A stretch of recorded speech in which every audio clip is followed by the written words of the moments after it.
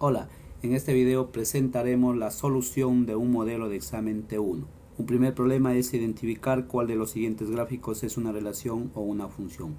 Vamos a usar el criterio de la recta vertical. Eso quiere decir que al trazar la recta vertical debe cortar al gráfico en un solo punto.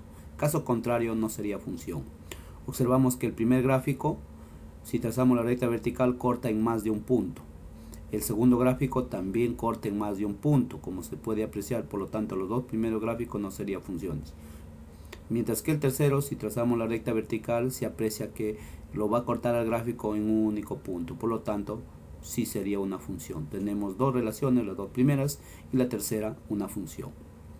Un segundo ejemplo es identificar dominio, rango y puntos de intersección con los ejes a partir del gráfico de la función.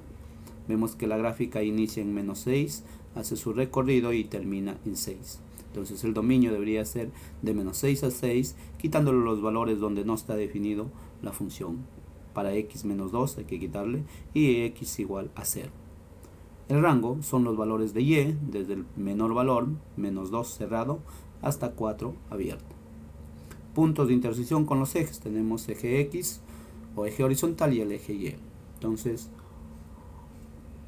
apreciamos que el eje horizontal se intersecta en menos 6,0 y en 2,0. Entonces intersección con el eje x tendríamos dos puntos. Intersección con el eje y no existe ninguna intersección, como se puede apreciar en la imagen. Entonces con ello damos por concluido este problema, ¿no? Pasaremos a un tercer problema, el cual nos dice que tracemos la gráfica de la función f con regla de correspondencia 2 seno de 2x menos pi. Y nos piden que indiquemos dominio, rango, y periodo y amplitud. Bueno, vamos a iniciar por la amplitud y el periodo y desfase. Muy bien, entonces la amplitud es el valor absoluto de este número que está delante de la función seno. El valor de pi es el seno del seno, es el periodo natural es 2pi dividido entre el 2 que está al costado del valor o de la variable x, que es el ángulo. Entonces sería pi. El desfase sería en este caso igual a 0, que parecido o de forma similar como se calcula la traslación horizontal, que en este caso sería pi medios. Eso quiere decir que inicia en el desfase la gráfica y termina sumándole el periodo. O sea, en pi medios inicia y terminaría en 3 pi medios. Ahí vemos la gráfica, debe iniciar en pi medios y terminar en 3 pi medios. Y después se debe replicar tanto a la izquierda como a la derecha. Ahí como se puede apreciar. Con ello estamos diciendo que esto sería la función, su dominio sería todos los reales y su rango sería desde menos 2 cerrado hasta 2 cerrado. Muy bien, terminado la gráfica de una función senoidal, vamos a pasar a una función exponencial. Dice, esboce la gráfica de la siguiente función e indique su dominio, rango y asíntotas. Vemos que la función exponencial tiene una asíntota horizontal y igual a 5. Y después vamos a tabular puntos dándole valores a x, con lo cual vamos a hallar el valor de y. Puede ser x0, puede ser x1, menos 2, los valores que uno desee, pero que lo importante sería primerito identificar su asíntota, ¿no? Porque la gráfica no debe chocar a la asíntota. Se puede aproximar, sí, pero no lo toca la asíntota. Muy bien. Ahí vemos que la gráfica es creciente. Se ha tabulado algunos valores para x menos 2 y menos 1, con lo cual se halla su valor para y. La asíntota es igual a 5. Vemos la gráfica creciente, su dominio todos los reales y su rango desde menos infinito hasta un valor 5 abierto, porque 5 es la asíntota horizontal. Muy bien, un quinto problema sería operaciones con funciones. Como dice aquí, dado la regla de correspondencia de la función f y g, la función f, su regla de correspondencia, la función g, su regla de correspondencia, y piden efectuar las operaciones de suma y división. ¿Cuándo existe la suma? Cuando hay una intersección entre sus dominios. ¿Cuándo existe la división? Cuando existe una intersección entre sus dominios. Y el denominador no debe ser 0. Entonces vamos a empezar con la primera. Como f tiene dos partes, sumaremos pues dos veces. La primera parte con g y la segunda parte con g. ¿Dónde? En la intersección de sus dominios. Vemos entonces la regla de correspondencia, f más g en x sería f de x más g de x.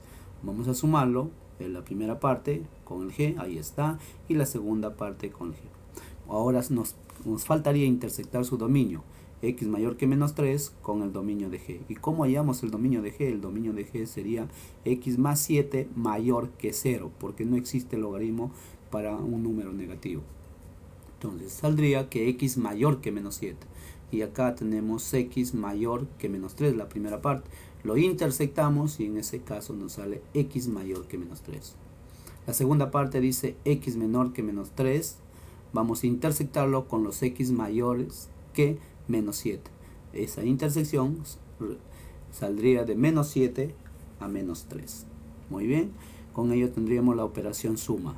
La operación división es de forma similar. El dominio sería la intersección, pero quitándole aquellos valores que hace 0 al denominador. Entonces tenemos la división. En este caso no vamos a sumarlo, sino dividirlo. Función f en el numerador y la función g en el denominador. Donde existe, igual forma en la intersección de sus dominios, ahí está definido. Para la segunda parte hay que quitarle aquel valor que hace 0 al denominador.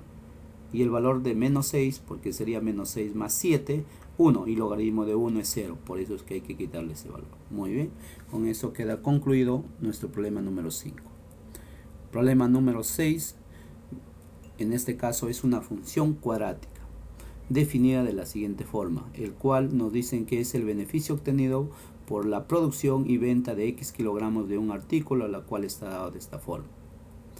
Me piden que lo grafique e indique su dominio y su rango. Recuerden, si es beneficio es dinero, no puede ser negativo. Y si el X es el número de artículos, iniciaría de 0 adelante. Pero hay que ver cómo es que cómo está comportándose la gráfica.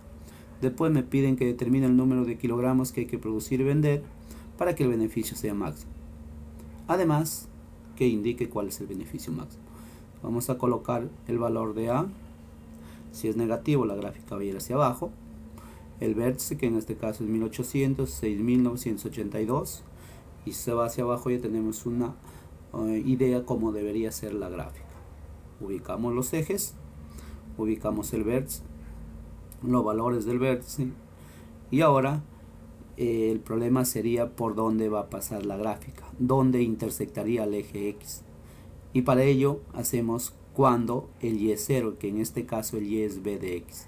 Igualamos a 0 y al resolver esta cuadrática nos sale dos valores para x. En este caso 694 y el segundo valor 2636. Quiere decir que cuando ocurre estos valores el beneficio es 0. Entonces la gráfica sería la que se muestra a continuación. Entonces ya tenemos nuestra primera nuestra respuesta a nuestra primera interrogante, indicando que el dominio es desde 964 hasta 2636, cerrado en ambos lados, y el rango sería del menor valor, que es 0, hasta 6982. La segunda, ¿cuántos kilogramos? Segunda pregunta, ¿cuántos kilogramos debemos producir y vender para que el beneficio sea máximo? En este caso 1800 kilogramos. ¿Y cuál es el beneficio máximo?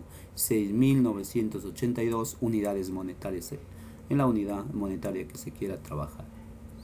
Bueno, terminado este problema, pasaremos a un séptimo problema, que es función por tramos. Vemos que es un problema de tarifas telefónicas. En este caso de telefonía móvil.